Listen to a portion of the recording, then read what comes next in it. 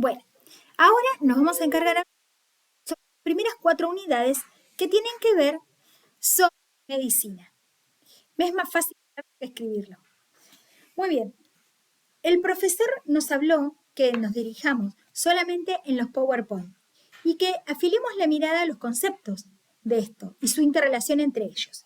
Entonces mandó a ver, por ejemplo, al principio un video sobre la OIT y la OMS, que habla que la medicina ocupacional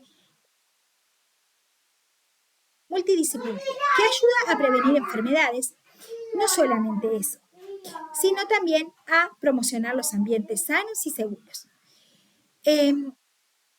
Sobre cuáles son las claves, ¿no?, de esta medicina ocupacional en unión con las empresas, que tiene que ver con prevenir los riesgos ocupacionales, tiene que ver un buen clima laboral, mejorar el desarrollo de las empresas, promover el trabajo decente, también el bienestar personal, económico, social y del medio ambiente.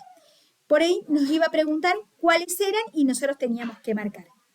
Después hablaba de que la salud ocupacional no solamente se va a ocupar de lo físico, sino también de lo psicológico, ¿sí?, y de lo personal. Entonces, cuando se llega a preguntar, ¿de qué se ocupa la medicina laboral? De lo físico y de lo psicológico, no solamente. ¿En qué ley está? En la 24.557. Después va a hablar, tenemos que acordarnos ahí, qué significa responsabilidad primaria, uno de los conceptos más importantes. ¿En dónde está? Dijo que no iba a tomar la historia. Pero, por ejemplo, iba a preguntar, ¿en qué anexo se encuentran las funciones? En el anexo 1. Esa era una pregunta de examen. Entonces, ¿dónde, según la resolución 905 del 2015, habla sobre la síntesis de las funciones en conjuntas? ¿De quiénes? Bueno, del médico junto con el técnico de seguridad, ¿no? Y ahí esto era lo que iba a tomar. Después iba a decir, bueno, ¿y cuáles eran las funciones específicas? Tanto de la medicina como el de seguridad e higiene. Entonces, por ahí iba a poner algunos ítems y nosotros teníamos que decir sí. O, por ejemplo, iba a decir, haga una síntesis, ¿sí?, de la síntesis de funciones específicas. Nada más que algunas palabras y que tienen que ver en este cuadro. Luego iba a hablar, por ejemplo, ¿qué es la seguridad? ¿Qué habla la seguridad humana? No iba a preguntar la rueda de Lemín. Sí iba a hablar cómo mira o cómo se mira desde la ecología general y humana. ¿Cómo se mira?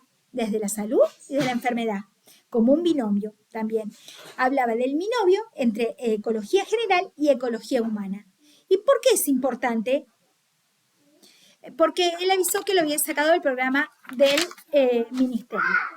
Después puede que es ecología humana, que es ecología general. Otra pregunta era, ¿cuáles son los criterios de reconocimiento de los condicionantes de riesgos? ¿Cuáles pueden ser los de la causa? Entonces había dicho físico, químico y psicológico, que es un agente, por ejemplo, cualquier cosa que pueda contener un vector, por ejemplo, mostraba un mosquito, por ejemplo, un factor condicionante como la humedad o el calor, y las condiciones individuales que tenían que ver con la variedad biológica, la edad y el sexo. Después podía preguntar, ¿existen condicionantes internos y externos en el ambiente laboral? Sí, ¿no? ¿Y cuáles serían? ¿No? ¿Cuáles son? Por ejemplo, los que están afuera, él hacía el ejemplo de la adicción. Después podía averiguar, por ejemplo, la Dirección de Servicios de Medicina y Dirección de Higiene y Seguridad, ¿qué profesiones o qué profesionalidad deben tener? ¿Sí?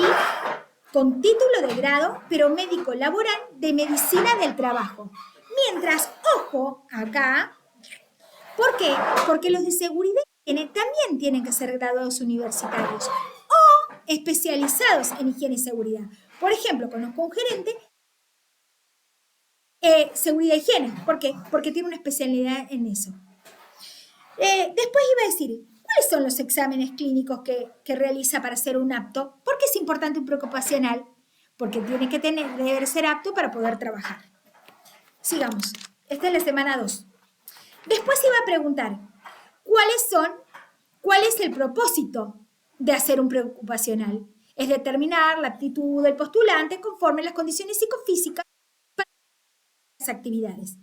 ¿Cuáles son? Si bien dijo que no iba a tomar cuáles eran los exámenes, sí iba a decir que no solamente dentro del preocupacional algo fisiológico, sino también algo psicológico. ¿Sí? ¿Por qué sería importante, pensemos, que una persona esté dentro de sus capacidades mentales para poder trabajar con un otro y manejar máquinas? No va a tomar profesiograma.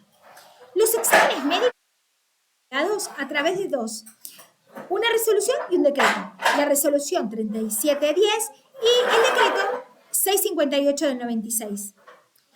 ¿Cómo son? ¿Cuándo se tiene que hacer un examen? Entonces iba a poner tildar. ¿Cuándo hay que hacer? Al ingreso. Anualmente. Previos a la transferencia de un lugar al otro. Posteriores de una ausencia larga por una ausencia. Y cuando se va a terminar. ¿Por qué sería importante cuando se va a terminar? Para que después no nos hagan ningún juicio en relación que adquirió una enfermedad que no tenía en ese momento. ¿Cuándo hay que pedirlos? Otra cosa. ¿Qué es el ausentismo laboral? Las reincidencias.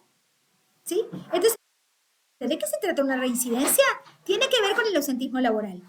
Son 3 tipos: la reincidencia estadística, la reincidencia justificada e injustificada. Y podía llegar a preguntar cuáles eran. Por ejemplo, si tiene patologías, ¿no? Al azar, podía ser estadísticamente que siempre le pasa de todo al hombre, se fractura, se quiebra. Justificadas porque tiene una enfermedad crónica y eso hace que tenga justificadas las faltas, por ejemplo, o es reincidente en esta licencia, ausentismo. O injustificadas, que tienen que ver con los simuladores. Muy bien, y así llegamos a la unidad número 3. Algo sumamente importante que es la ergonomía. ¿Sí? Nos va a preguntar qué trata la ergonomía y habla en la 295/03. ¿Por qué es importante la ergonomía? Él dijo que tomemos el concepto de Kazamian. ¿Por qué hay que tomar?